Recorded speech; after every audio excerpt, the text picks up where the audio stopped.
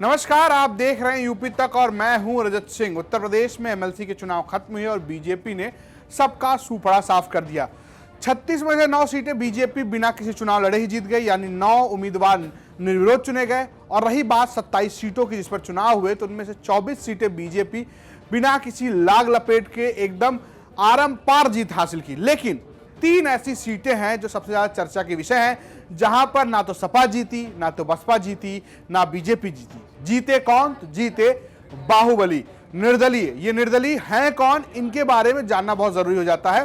सबसे पहले बात कर लेते हैं हम बनारस की। बनारस किस लिए? क्योंकि ये है मोदी का इलाका। अगर मोदी के घर में बीजेपी चुनाव हारती है तो इसके चर्चे बहुत दूर तक होते हैं, लेकिन हराने वाले के चर्चे भी बहुत दूर तक हैं। दरअसल बीजेपी के प्रत्याशी सुदामा पटेल को चुनाव हराया अन्नपूर्णा सिंह ने।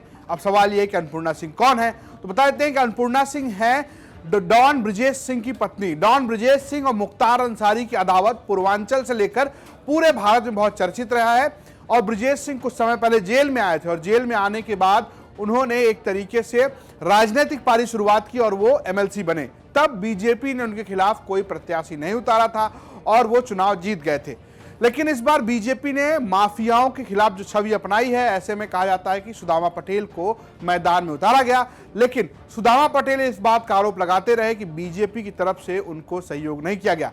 अन्नपूर्णा सिंह की एक और पहचान है कि उनके भतीजे सुशील सिंह, जो सैयद राजा से बीजेपी के विधायक हैं, उन्होंने भी एमएलसी चुनाव में उनका अच्छा खासा समर्थन किया है।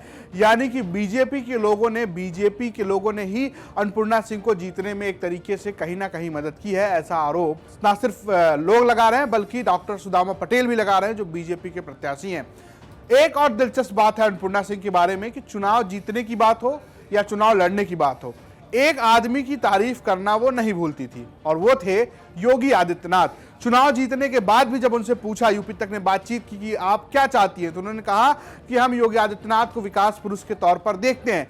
हालांकि ये बात अलग है कि अन्नपूर्णा सिंह खुद कुछ नहीं कहती हैं, उनके पीछे एक शख्स होता है जो धीरे से उनको हिंट करता है, उसके बाद वो मीडिया के सवालों का जवाब देती हैं। अब आते हैं उस दूसरी सीट पर जिसपे कहा जा रहा है कि बीजेपी के साथ ही खेल हो गया। दरअसल यहां पर बीजेपी के उम्मीदवार रह सकते थे यशवंत सिंह, लेकिन उनको टिकट नहीं मिला, उनको निष्कासित किया गया। तो उनके बेटे विक्रांत सिंह उर्फ रिशु सिंह ने चुनाव में जीत हासिल की। 20 सालों से एमएलसी हैं यशवंत सिंह, और रिशु सिंह जो उनके बेटे हैं वो निर्दलीय प्रत्याशी के तौर पर यहां चुनाव जीते हैं। उन्होंने मात किसको दी है? उन्होंने मात दी है समाजवादी पार्टी के विधायक रमाकांत यादव के भाजपाई बेटे अरुणकांत यादव को। दरअसल रमाकांत सपा से विधायक है, उनके बेटे अरुणकांत बीजेपी से विधायक रह चुके हैं और इस बार उनको एमएलसी का टिकट दिया गया था। लेकिन यशवंत सिंह ने इस चुनाव में ऐसा खेल किया कि बीजेपी भी ध्वस्त हो गई और अरुणकांत भी ध्वस्त हो गए। दरअसल इससे पहले यशवंत सिंह ये चाह रहे थे कि उनके बेटे को टिकट मिल जाए, लेकिन बीजेपी ने उनके बेटे को टिकट नहीं दिया, तो उन्होंने उनको निर्दलीय के तौर पर उतार दिया और ऐसे में बीजेपी ने उन्हें 6 सालों के लिए पार्टी से निष्कासित कर दिया। लेकिन यशवंत सिंह का अभी भी ये कहना है कि वो भाजपाई ही हैं। अगर हम रिशु सिंह की बात करें तो रिशु सिंह एक राजनीतिक परिवार से आते हैं, जैसे हमने आपको बताई दिया कि वो यशवंत सिंह के बेटे हैं। इसके अलावा उनके चाचा भी राजनीति करते रहे। इन्होंने अपनी राजनीति की शुरुआत जो है वो बतौर जिला पंचायत सदस्य की थी। 2015-2017 में ये जिला पंचायत सदस्य का चुनाव लड़े, जीते। इनकी जो निगाह थी वो थी जिला पंचायत अध्यक्ष सीट पर, लेकिन वो आरक्षित हो गई। ऐसे में एमएलसी बने हैं और ये पहली बार है कि जब कोई निर्दलीय के तौर पर इस सीट से चुनाव जीतकर आया है। अगर यशवंत सिंह की बात करें तो वो भी कई पार्टियों में रह चुके हैं। अब जिस तरीके से रिशु सिंह जीते हैं उनको लेकर कई चर्चाएं हैं। खास बात यह है कि यशवंत सिंह और अन्नपूर्णा सिंह दोनों एक खास समुदाय से आते हैं और वो समुदाय है राजपूत। अब हम आते हैं उस तीसरी सीट की जिसकी चर्चा हमेशा होती रहती है। वो सीट है प्रतापगढ़ की, क्योंकि प्रतापगढ़ से आते हैं राजा भैया, कुंडा के रघुराज प्रताप सिंह उर्फ राजा भैया। उनकी पार्टी जनसत्ता दल लोकतांत्रिक के टिकट पर चुनावी मैदान में उतरे अक्षय प्रताप सिंह ने सबको मात दे दी। अक्षय प्रताप सिंह कौन है? तो जवाब यह है कि अक्षय प्रताप सिंह राजा भैया के बहुत करीबी हैं, कहा जाता है कि उनके रिश्तेदार भी हैं। इससे पहले 4 बार एमएलसी रह चुके हैं और 1 बार सांसद भी रह चुके हैं। अभी राजा भैया की अदावत भले अखिलेश यादव से चल रही हो, लेकिन एक समय राजा भैया बनाम रत्ना सिंह, राजकुमारी रत्ना सिंह के चर्चे बहुत हुआ करते थे।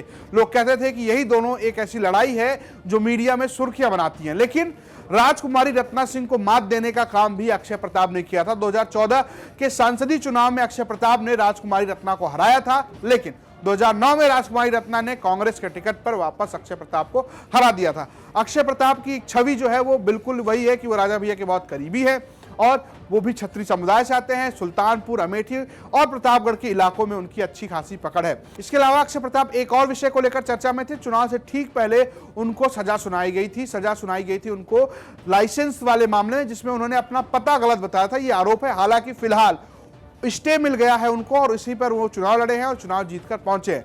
ये तो रही तीनों प्रत्याशियों की बात, लेकिन एक और चर्चा है। चर्चा ये है कि यशवंत सिंह और राजा भैया ने आपस में मुलाकात की है।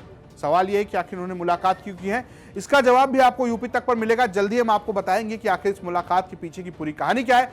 लेकिन एक बात जो कही जाती है कि उत्तर प्रदेश में राजपूत जो तीनों निर्दलीय जीते हैं, जो इस समुदाय से आते हैं, खास समुदाय के, वो दलगत राजनीति से हटकर एक उनकी अपनी लॉबी है जो मिलती रहती है और यही मुलाकात कुछ यशवंत और राजा भैया के बीच की है।